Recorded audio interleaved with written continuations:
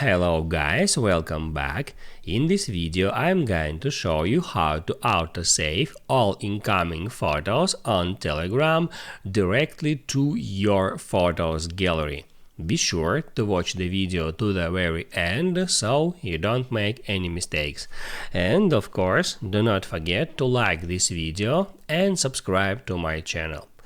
So let's begin, and first open up Telegram app. Then get into Settings and tap Add Data and Storage.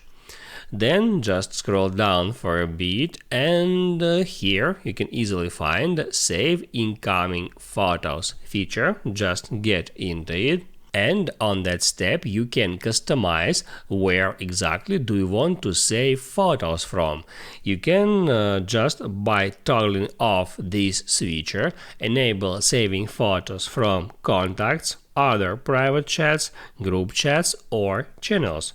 Right, in that way you can customize that options in the way you like to be able to save all incoming photos from that categories directly to your photo gallery.